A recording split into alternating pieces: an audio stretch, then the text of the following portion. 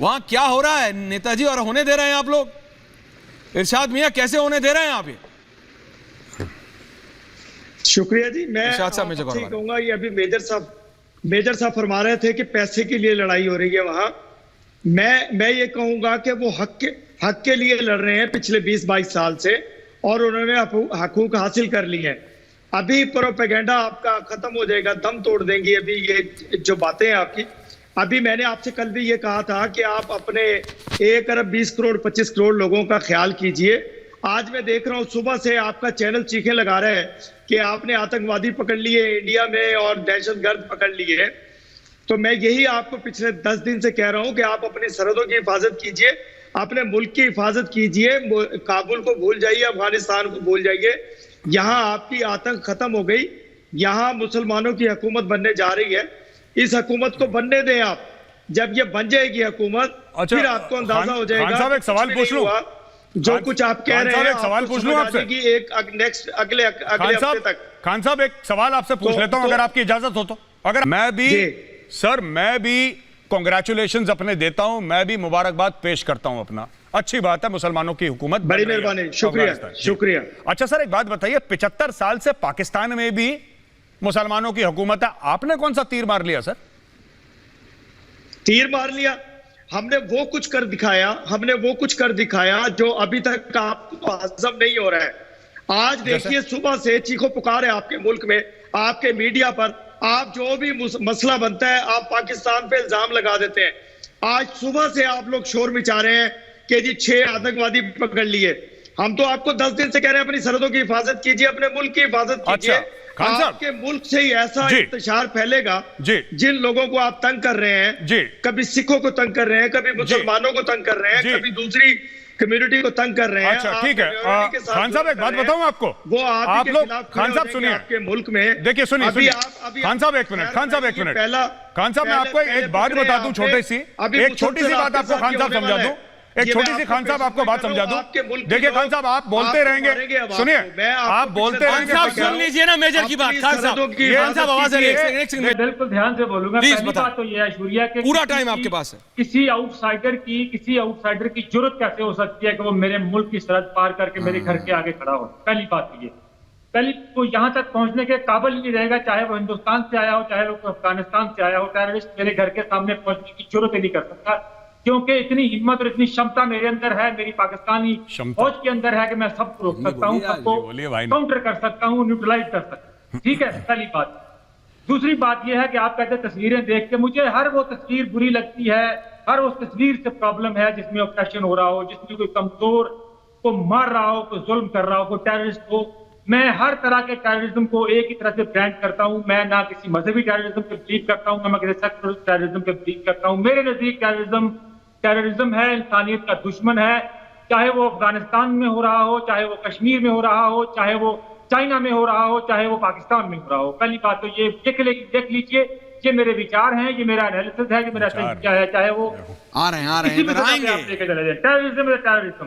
दूसरी बात यह कि मेजर गौरव आर्य ने कहा ये सत्ता की लड़ाई है, ये रसूख की लड़ाई है, ये पैसे की लड़ाई है। हाँ, ये वही लड़ाई है जो मेजर साहब कह रहे हैं, और इस लड़ाई में प्रॉब्लम ये है, आपकी चीखें, मेजर साहब की चीखें इसलिए निकल रही हैं कि ये लड़ाई आपके हाथ से निकल के चाइना की तरफ शायद जा रही है, जिसकी तरफ जो सत्ता आपसे निकल गई, तांबा आपको समझ नहीं आ रहा, आप जितना पैसा लगाया था वो लड़ाई आप हार चुके हैं।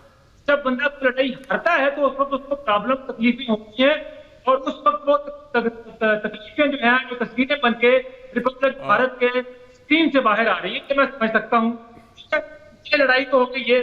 बाकी तालिबान का कंडक्ट जो है इस पूरे ट्रायल पे है, मैं कह रहा हूँ तालिबान का दुनिया ने कहा, पाकिस्तान ने कहा हम आप करेंगे। जब्बार साहब एक बात पूछ लूं आपसे, और कंडक्ट ठीक रहा तो हम आपको मान्यता देंगे, अगर आप नहीं करेंगे तो कोई मान्यता नहीं देंगे। पाकिस्तान हो चाहे जब्बार साहब का हो, आप तो वैसे ये जो कह रहे हैं इस्लाम है, जो तालिबान कह रहा है, क्योंकि पहला जो लफ्ज है कुरान का वो है इकरा, जो कहता है रीड, पढ़ो, और हर मुसलमान में फर्ज है, हर मुसलमान पे फर्ज है कि वो पढ़ाई करे।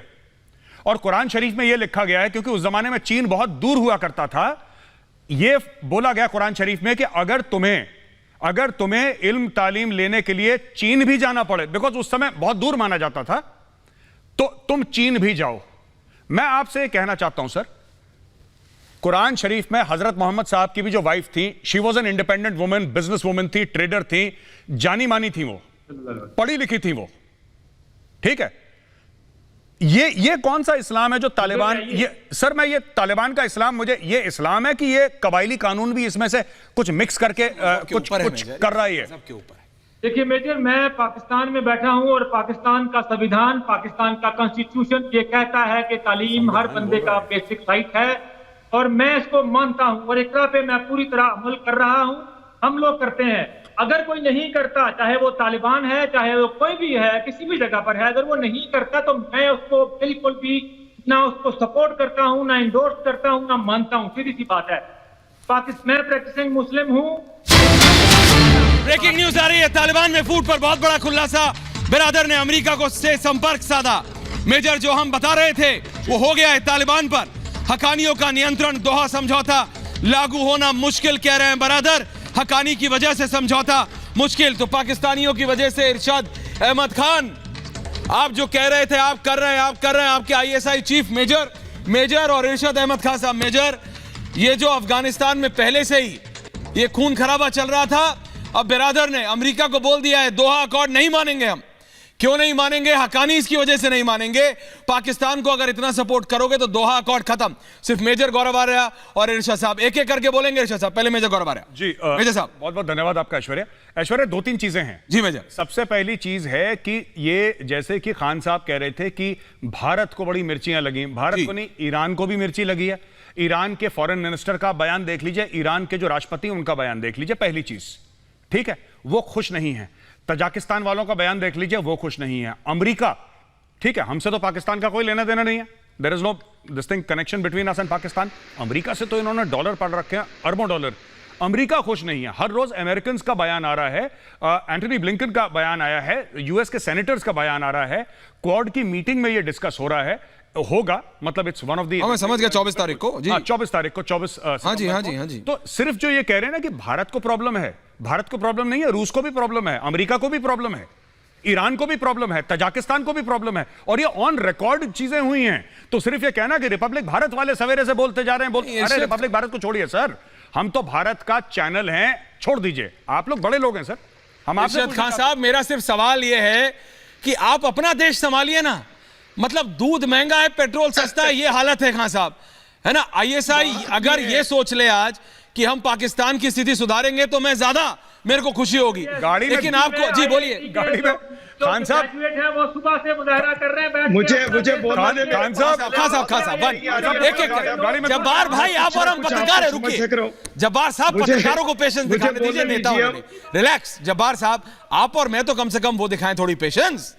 खान साहब बोलिए, खान साहब का जरा फ्रेम ठीक कीजिए। खान साहब, मेजर गौरव